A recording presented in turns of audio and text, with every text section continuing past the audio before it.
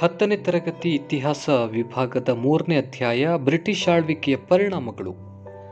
ಪ್ರೀತಿಯ ವಿದ್ಯಾರ್ಥಿಗಳೇ, ನೀವು ಈಗಾಗಲೇ ಸಮಾಜ ವಿಜ್ಞಾನ ಪಠ್ಯಪುಸ್ತಕದ ಅಭ್ಯಾಸ ಪ್ರಶ್ನೆಗಳಿಗೆ ಸಂಬಂಧಿಸಿದ ವಿಡಿಯೋಗಳನ್ನು ವೀಕ್ಷಣೆ ಮಾಡಿದ್ದೀರಿ.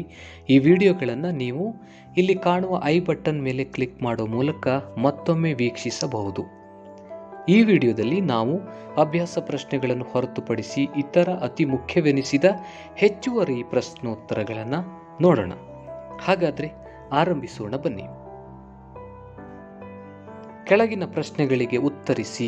ಮೊದಲನೇ ಪ್ರಶ್ನೆ, ಬ್ರಿಟಿಷರ ಕಾಲದಲ್ಲಿ ನಾಗರಿಕ ಸೇವೆ ವ್ಯವಸ್ಥೆಯಲ್ಲಿ ಜಾರಿಗೆ ತಂದಂತಹ ಸುಧಾರಣೆಗಳಾವುವು?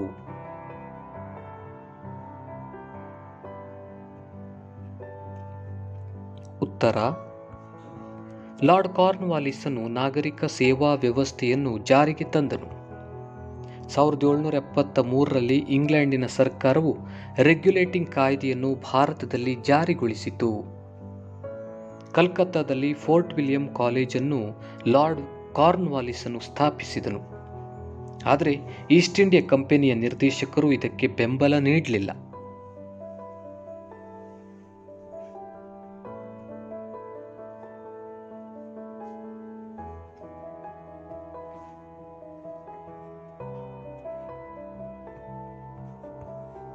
ನಾಗರಿಕ ಸೇವೆಯ ಎಲ್ಲ ನೇಮಕಾತಿಗಳನ್ನು ಈಸ್ಟ್ ಇಂಡಿಯಾ ಕಂಪನಿಯ ನಿರ್ದೇಶಕರೇ ಮಾಡಿದರು. ಎಲ್ಲ ನೇಮಕಾತಿಗಳು ಸ್ಪರ್ಧಾತ್ಮಕ ಪರೀಕ್ಷೆಗಳ ಮೂಲಕವೇ ಆಗಬೇಕೆಂಬ ತೀರ್ಮಾನವಾಯಿತು. ಇದರಿಂದ ಭಾರತೀಯರಿಗೆ ಹೆಚ್ಚಿನ ಪ್ರಯೋಜನವಾಗಲಿಲ್ಲ. ಇವೆಲ್ಲವುಗಳು ಬ್ರಿಟಿಷರ ಕಾಲದಲ್ಲಿ ನಾಗರಿಕ ಸೇವೆ ವ್ಯವಸ್ಥೆಯಲ್ಲಿ ಜಾರಿಗೆ ತಂದಂತಹ ಸುಧಾರಣೆಗಳಾಗಿದ್ದವು. ಎರಡನೇ ಪ್ರಶ್ನೆ, ಬ್ರಿಟಿಷರ ಕಾಲದಲ್ಲಿನ ಸೈನ್ಯ ವ್ಯವಸ್ಥೆಯನ್ನು ವಿವರಿಸಿ.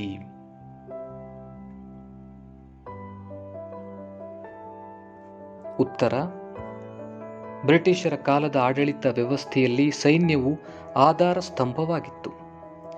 ಭಾರತೀಯರನ್ನೇ ಸೈನ್ಯದಲ್ಲಿ ಸೇರಿಸಿಕೊಂಡು ಅವರ ನೆರವಿನಿಂದಲೇ ಬ್ರಿಟಿಷರು ಭಾರತವನ್ನು ತಮ್ಮ ಅಧೀನಕ್ಕೆ ತೆಗೆದುಕೊಂಡರು. ಸೈನ್ಯದ ಶಕ್ತಿಯನ್ನು ಬಳಸಿಕೊಂಡು ತಮ್ಮ ಸಾಮ್ರಾಜ್ಯವನ್ನು ರಕ್ಷಿಸಿಕೊಂಡರು.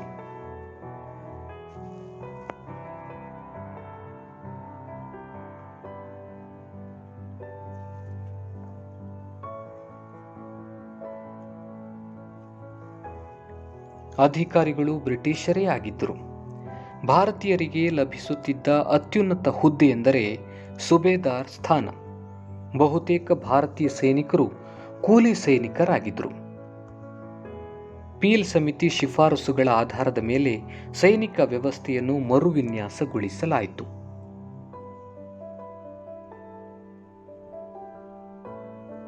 ಇವೆಲ್ಲವುಗಳು ಬ್ರಿಟಿಷರ ಕಾಲದಲ್ಲಿನ ಸೈನ್ಯ ವ್ಯವಸ್ಥೆ. ಪ್ರಶ್ನೆ ಸಂಖ್ಯೆ 3, ಮಹಲ್ವಾರಿ ಪದ್ಧತಿಯು ಒಳಗೊಂಡಿದ್ದ ಪ್ರಮುಖ ಅಂಶಗಳು ಯಾವುವು?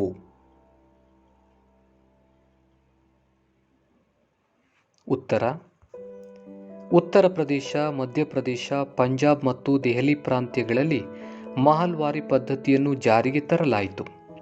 ಮಹಲ್ವಾರಿ ಪದ್ಧತಿಯನ್ನು ಆರ್.ಎಂ. ಬರ್ಡ್ ಮತ್ತು ಜೇಮ್ಸ್ ಥಾಮ್ಸನ್ ಪ್ರಯೋಗಿಸಿದರು. ಮಹಲ್ ಎಂದರೆ ತಾಲೂಕು ಎಂದರ್ಥ. ಪ್ರಾಂತ್ಯದಿಂದ ಪ್ರಾಂತ್ಯಕ್ಕೆ ಈ ಪದ್ಧತಿಯ ಅನುಷ್ಠಾನದಲ್ಲಿ ವ್ಯತ್ಯಾಸಗಳಿದ್ದವು.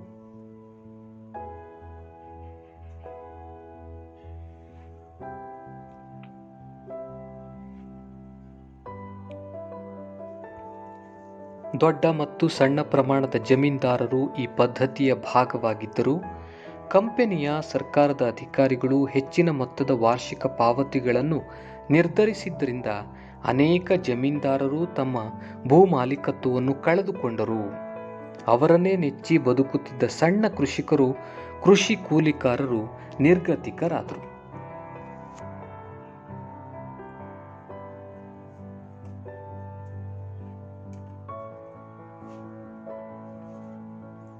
ಇವೆಲ್ಲವುಗಳು ಮಹಲ್ವಾರಿ ಪದ್ಧತಿಯು ಒಳಗೊಂಡಿದ್ದ ಪ್ರಮುಖ ಅಂಶಗಳು. ಪ್ರಶ್ನೆ ಸಂಖ್ಯೆ 4, ಬ್ರಿಟಿಷರ ಕಾಲದಲ್ಲಿ ಶಿಕ್ಷಣ ವ್ಯವಸ್ಥೆಯಲ್ಲಿ ತಂದಂತಹ ಸುಧಾರಣೆಗಳಾವುವು? ಉತ್ತರ, ಆಧುನಿಕ ಶಿಕ್ಷಣದ ಪ್ರಸಾರಕ್ಕೆ ಉತ್ತೇಜನ ಕೊಟ್ಟ ಮೊದಲ ಬ್ರಿಟಿಷ್ ಅಧಿಕಾರಿ ಎಂದರೆ Warren Hastings. Warren Hastings Calcutta ಮದರಸಾವನ್ನು ಪ್ರಾರಂಭಿಸಿದನು. ಜೋನಾಥನ್ ಡಂಕನ್ ಬನಾರಸ್ಸಿನಲ್ಲಿ ಸಂಸ್ಕೃತ ಕಾಲೇಜನ್ನು ಪ್ರಾರಂಭಿಸಿದನು.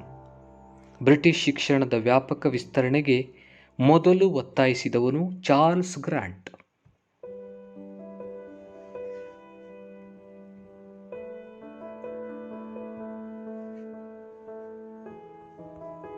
ವಿಲಿಯಂ ಬೆಂಟಿಂಕನು ಬ್ರಿಟಿಷ್ ಶಿಕ್ಷಣದ ವಿಸ್ತರಣೆಗೆ ಮತ್ತಷ್ಟು ವಿಶೇಷ ಪ್ರೋತ್ಸಾಹ ನೀಡಿದನು. ಮೆಕ್ಯಾಲೆಯು ಕೊಟ್ಟ ವರದಿಯೇ ಆಧುನಿಕ ಭಾರತದ ಶಿಕ್ಷಣ ವ್ಯವಸ್ಥೆಗೆ ತಳಹದಿಯಾಯಿತು.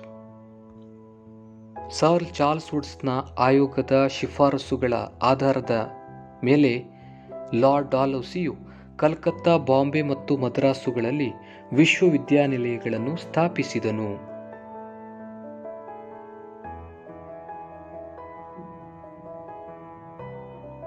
ಇವೆಲ್ಲವುಗಳು ಬ್ರಿಟಿಷರ ಕಾಲದಲ್ಲಿ ಶಿಕ್ಷಣ ವ್ಯವಸ್ಥೆಯಲ್ಲಿ ತಂದಂತಹ ಸುಧಾರಣೆಗಳು.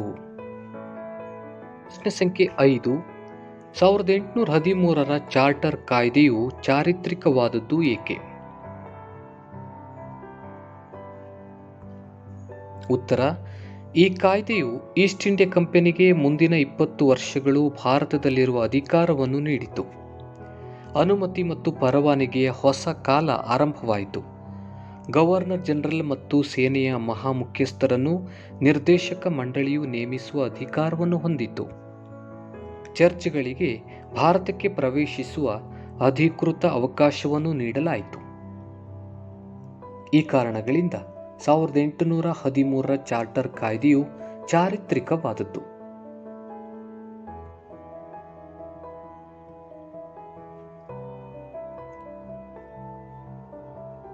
ಪ್ರಶ್ನೆ ಸಂಖ್ಯೆ 6. 1833ರ ಚಾರ್ಟರ್ ಕಾಯ್ದೆಯ ಪ್ರಮುಖ ಅಂಶಗಳು ಯಾವುವು?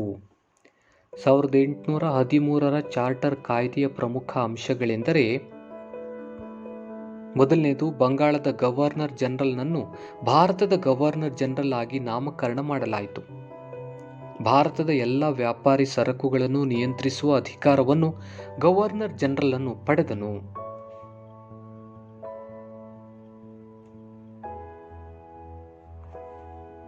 ದೇಶಿ ಸಂಸ್ಥಾನಗಳ ಜೊತೆಗೆ ಯುದ್ಧ, ಶಾಂತಿ ಮತ್ತು ರಾಜತಾಂತ್ರಿಕ ಸಂಬಂಧದ ಎಲ್ಲ ವಿಷಯಗಳನ್ನು ಬಂಗಾಳದ ಕೇಂದ್ರ ಸರ್ಕಾರವೇ ತೀರ್ಮಾನಿಸುವ ಹಕ್ಕನ್ನು ಹೊಂದಿತ್ತು.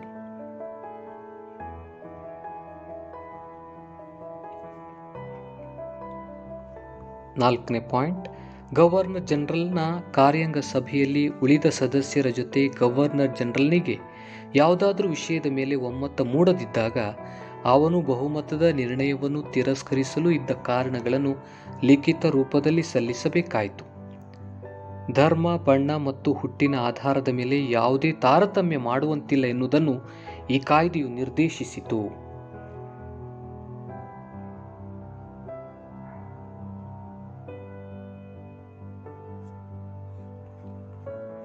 ಆರನೇದು, ಗವರ್ನರ್ ಜನರಲ್ನ ಕಾರ್ಯಾಂಗ ಸಭೆಗೆ ನ್ಯಾಯಾಂಗ ಪರಿಣಿತನನ್ನು ಸದಸ್ಯನನ್ನಾಗಿ ನೇಮಕ ಮಾಡಿಕೊಳ್ಳಬೇಕಾಯಿತು. ಕೊನೆಯದು, ಎಲ್ಲ ಬ್ರಿಟಿಷ್ ವ್ಯಾಪಾರಿ ಕಂಪನಿಗಳಿಗೆ ಭಾರತಕ್ಕೆ ಬರಲು ಮುಕ್ತ ಪರವಾನಗಿಯನ್ನು ನೀಡಲಾಯಿತು. ಇವೆಲ್ಲವುಗಳು 1833ರ ಚಾರ್ಟರ್ ಕಾಯ್ದೆಯ ಪ್ರಮುಖ ಅಂಶಗಳು. ಪ್ರಶ್ನೆ ಸಂಖ್ಯೆ 7.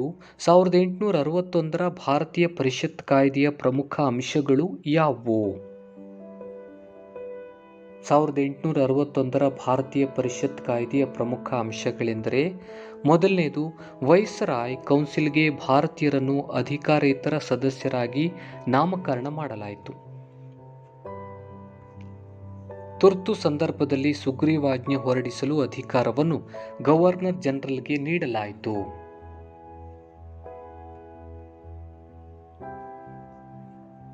ಪ್ರಶ್ನೆ ಸಂಖ್ಯೆ 8. 1892ರ ಭಾರತೀಯ ಪರಿಷತ್ ಕಾಯ್ದೆಯ ಪ್ರಮುಖ ಅಂಶಗಳು ಯಾವುವು? 1892ರ ಭಾರತೀಯ ಪರಿಷತ್ ಕಾಯ್ದೆಯ ಪ್ರಮುಖ ಅಂಶಗಳೆಂದರೆ: ಮೊದಲನೇದು, ಕೇಂದ್ರ ಹಾಗೂ ಪ್ರಾಂತೀಯ ಶಾಸನ ಸಭೆಗಳಲ್ಲಿ ಹೆಚ್ಚುವರಿ ಸದಸ್ಯರ ಸಂಖ್ಯೆಯನ್ನು ಅಧಿಕಗೊಳಿಸಲಾಯಿತು. ಎರಡನೇದು, ಶಾಸನ ಸಭೆಯ ಅಧಿಕಾರವನ್ನು ಹೆಚ್ಚಿಸಿ ಅವುಗಳಲ್ಲಿ ಬಜೆಟ್ ಬಗ್ಗೆ ಚರ್ಚಿಸುವ ಅಧಿಕಾರವನ್ನು ನೀಡಲಾಯಿತು. ಮೂರನೇದು, 6 ದಿನಗಳ ಮುಂಚೆ ಮುನ್ಸೂಚನೆ ನೀಡಿ ಸಾರ್ವಜನಿಕ ಆಸಕ್ತಿಯ ವಿಷಯಗಳ ಬಗ್ಗೆ ಸರ್ಕಾರವನ್ನು ಪ್ರಶ್ನಿಸುವ ಹಕ್ಕನ್ನು ನೀಡಲಾಯಿತು. ಇವೆಲ್ಲವುಗಳು 1892ರ ಭಾರತೀಯ ಪರಿಷತ್ ಕಾಯ್ದೆಯ ಪ್ರಮುಖ ಅಂಶಗಳು.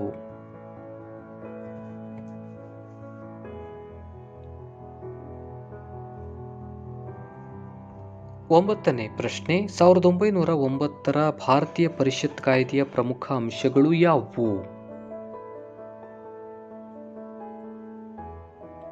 1909ರ ಭಾರತೀಯ ಪರಿಷತ್ ಕಾಯ್ದೆಯ ಪ್ರಮುಖ ಅಂಶಗಳೆಂದರೆ,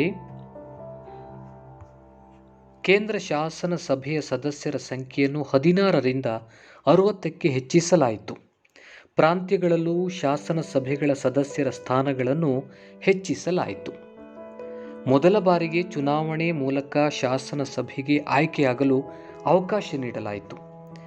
ಮುಸ್ಲಿಮರಿಗೆ ಪ್ರತ್ಯೇಕ ಚುನಾವಣಾ ಮತಗಟ್ಟೆ ವ್ಯವಸ್ಥೆಯನ್ನು ಜಾರಿಗೆ ತರಲಾಯಿತು. ಇವೆಲ್ಲವುಗಳು 1909ರ ಭಾರತೀಯ ಪರಿಷತ್ ಕಾಯ್ದೆ ಅಥವಾ ಮಿಂಟೋ ಮಾರ್ಲೆ ಸುಧಾರಣೆಯ ಪ್ರಮುಖ ಅಂಶಗಳು.